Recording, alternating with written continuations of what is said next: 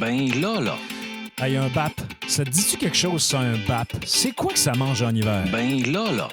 Ben, aujourd'hui, on a la chance de démystifier c'est quoi un BAP. Ben là. Ben là.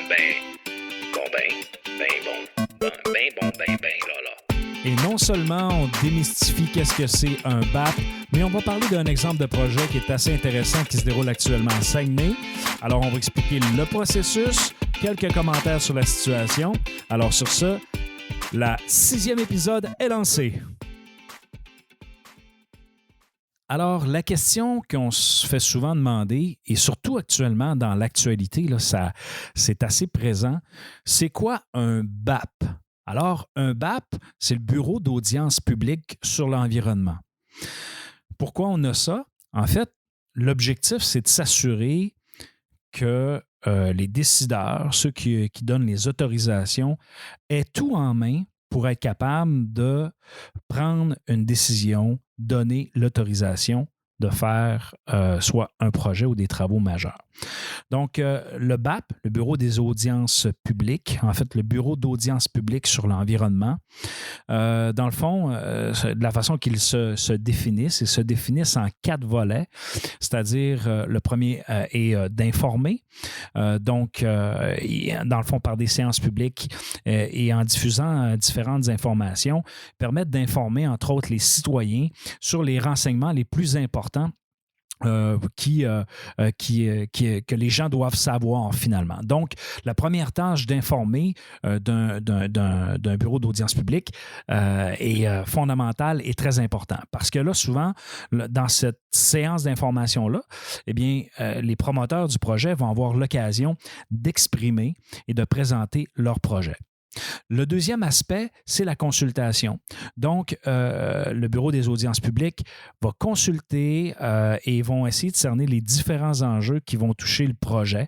Et bien sûr, ils vont tenir encore là des séances publiques et vont permettre justement aux citoyens, aux groupes de pression, de poser des questions. C'est là aussi où les gens vont pouvoir déposer des mémoires, déposer des opinions finalement ou des études, soit en appui ou soit contre le projet. Ensuite, la commission du BAP vont réaliser, dans le fond, une enquête. Donc, ils vont poser des questions, ils vont demander des éclaircissements, ils vont demander des documents complémentaires, des analyses un peu plus importantes. Et là, ils vont analyser aussi toute l'information qu'ils ont reçue. Et là, ils vont comme se faire une tête là-dessus. Et finalement, le dernier élément du rôle du BAP, c'est dans le fond d'aviser. Donc, à l'aide de leur rapport, ils vont faire des recommandations, notamment au ministre responsable de l'Environnement, afin qu'ils puissent prendre la meilleure décision face à ce projet. Donc, c'est à peu près ça, le rôle du BAP et qu'est-ce que c'est? Donc, le Bureau d'audience publique sur l'environnement. Maintenant, abordons le sujet d'actualité numéro 1, je dirais, sur le plan des projets régionaux, celui notamment de GNL Québec, dans lequel il débute, sont dans le fond les premières audiences du BAP ici à Saguenay pour justement prendre les opinions, les idées de monsieur, madame, tout le monde et d'être capable, dans le fond, de faire le processus du début jusqu'à la fin. Ce qui est intéressant à retenir, notamment avec ça, c'est que, puis d'ailleurs, c'est un peu spectaculaire la façon que ça a démarré, c'est qu'on a assisté, entre autres, les pro-contre manifester de façon très originale, notamment avec un kiosque. Et ils ont apporté, dans le fond, ils voulaient livrer un message. Donc, la première journée, ils étaient là pour manifester. Et de l'autre côté, il y avait un groupe de manifestants qui étaient pour le projet et qui, eux, avaient un peu le même objectif, c'est-à-dire de faire valoir leur position qui était pour. Aujourd'hui, je ne me positionnerai pas personnellement si je suis pour ou si je suis contre le projet parce que, à mon avis, les deux camps ont des arguments qui font leur poids et qui vaut la peine d'être, je dirais, analysés et compris. dans un type de projet comme ça, si on y va, par exemple, seulement avec l'angle économique, je pense qu'on manque quelque chose. Parce que oui, c'est un projet de 9 milliards, c'est un projet qui va avoir des retombées quand même assez intéressantes. Mais si on regarde juste l'angle de l'économie et des retombées économiques, je pense qu'on manque l'essentiel même de l'essentiel même de ce qu'est la région du Saguenay-Lac-Saint-Jean. De l'autre côté, c'est la même chose. Si on ne fait que regarder l'aspect environnemental, et quand je dis environnemental, là, avec quelques arguments, je pense que là aussi, si on le prend juste avec cette lunette-là, on manque quelque chose. Donc, je pense que le mieux, c'est d'être capable de prendre les deux côtés, je dirais, des positions, puis d'essayer de voir de quelle façon on est capable d'aménager ça. Là où ce que je trouve particulier, c'est que souvent dans les bureaux d'audience publique comme ça, c'est assez rare qu'on voit des manifestations les premières journées, même au début au début des audiences, parce que l'objectif de ça, c'est de dire, ben écoutez, on vous donne la place pour venir déposer des mémoires, présenter des arguments, pour venir influencer la décision. Et là, il y a un processus. Et là, est-ce que c'est en manifestant qu'on va être capable dans le fond, que ce soit d'un côté comme de l'autre, est-ce que c'est en manifestant qu'on va être capable de parler plus fort que tout le processus? Moi, je crois au processus. Je crois que ces audiences-là vont donner quelque chose. Et s'il y a un accord ou s'il y a un désaccord face à ce projet-là, eh bien, ils seront appuyés de par justement des mémoires, de par des opinions, de par les experts. Et je crois fondamentalement en ce processus-là. Donc, c'est ça qui est particulier. Vous allez voir, j'ai ajouté les articles. Merci notamment à Radio-Canada qui ont fait un travail super intéressant de résumé de projet. Je vous invite à aller voir, à aller les lire parce qu'il y a vraiment des détails super intéressants. Alors, c'était la première facette. On a lancé le bureau des audiences publiques et je pense que ça va continuer à chauffer parce que là, on est comme dans la phase aussi information. Donc là, on attend que GNL nous présente leur projet. Il y a des questions, ils doivent avoir des réponses. Et là, des fois, ils sont appuyés par d'études, sont appuyés par des choses solides. Et ça devient intéressant à découvrir les différentes facettes de ce projet-là. Ceci dit, il y a deux côtés de médaille. Alors, j'ai hâte de voir quels seront aussi les arguments et les mémoires qui seront déposés. De ceux qui sont contre le projet, parce que je pense qu'il y a quand même de bons arguments contre, comme il y a également de bons arguments pour. Et d'où l'importance d'avoir un processus comme le BAP pour être capable de structurer le tout. Parlons maintenant un peu plus précisément de la notion de projet. J'enseigne en gestion de projet et souvent, ce que je dis aux étudiants, lorsqu'on monte un projet d'envergure, là, c'est un projet de 9 milliards, lorsqu'on bâtit des projets comme ça, il y a justement tout le processus d'acceptation du projet, d'acceptabilité sociale. Il y a tout l'aspect du montage financier également qui est hyper important. Donc, toute l'analyse d'avant-projet, toutes les études qui sont réalisées doivent être faites justement par des experts et ça demande des années. Souvent, ce qui arrive, c'est que dans un projet d'envergure comme ça, on va analyser le projet en lien avec la structure de financement. De quelle façon on va financer ce projet-là? Quelles seront les sources d'argent qu'on va aller chercher pour faire en sorte que le projet arrive? Et là, on tombe dans un marché, je dirais, international de financement, c'est-à-dire ce n'est pas toutes les poches, ce n'est pas tous les groupes d'investissement qui vont pouvoir embarquer dans des projets comme ça. Ce sont souvent des financiers un peu plus spécialisés parce que dans le fond, eux, ils ont des intérêts à le faire parce qu'ils voient le futur de ce projet-là et non seulement sont capables de le voir, mais sont capables de le calculer. Alors, je ne veux pas tomber dans les aspects techniques, par exemple, dans le calcul de la valeur actuelle nette d'un projet qui souvent, une fois qu'on va changer une variable, deux variables, et des fois, juste la modification d'un pourcentage va faire en sorte que le projet va tomber non rentable. Et là, les décisions vont se prendre assez rapidement.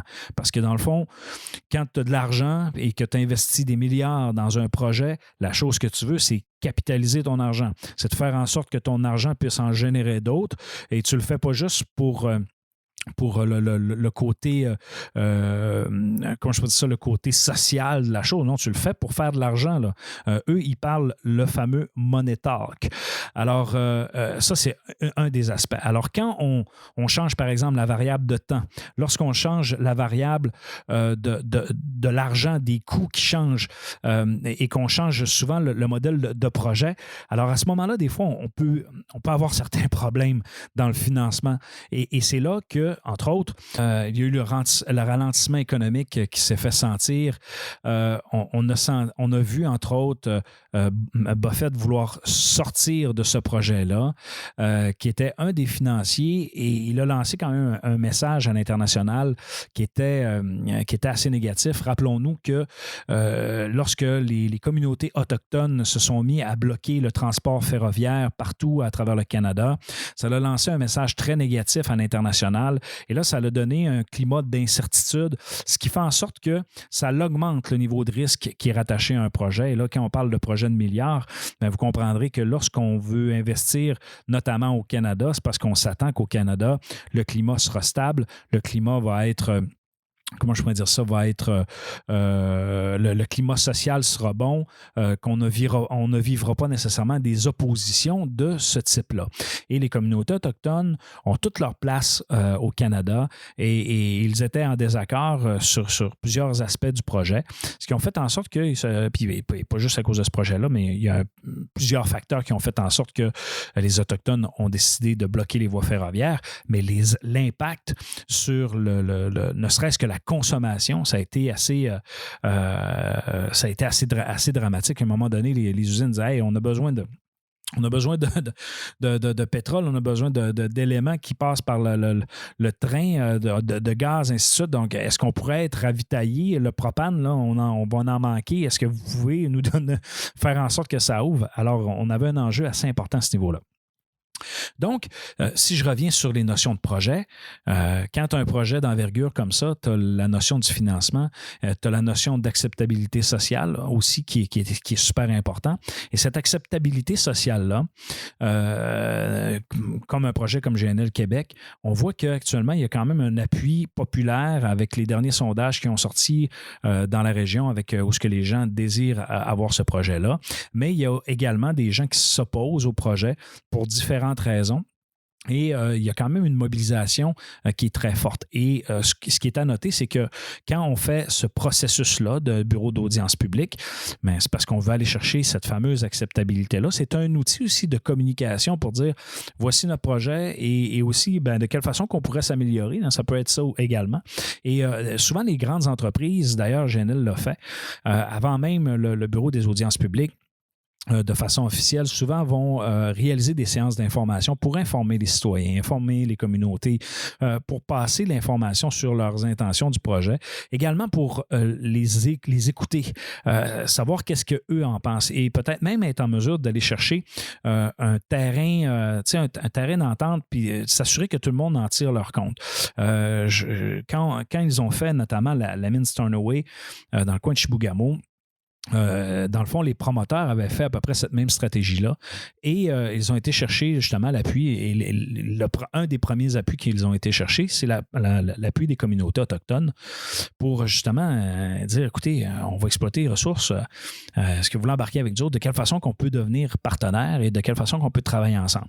Et dans ce cas-ci, ça a été un succès. Par la suite, bon, la mine a connu quelques ratés par la suite, mais bon, c'était quand même un projet majeur.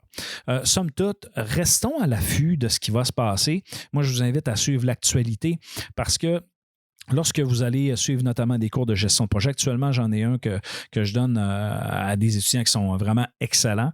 Je vous salue parce que je sais qu'on a beaucoup de plaisir dans nos cours ensemble. Donc, les notions d'analyse de projet et de l'évolution de ces projets-là, ce sont des éléments qui sont super intéressants.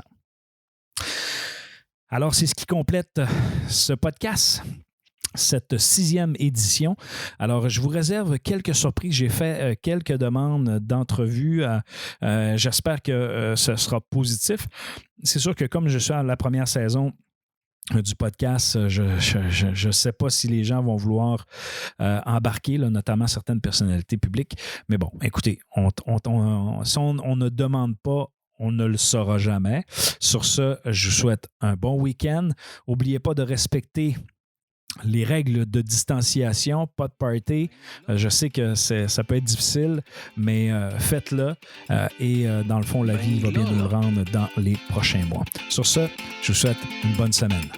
Ben là. Ben bon. Ben bon, ben là.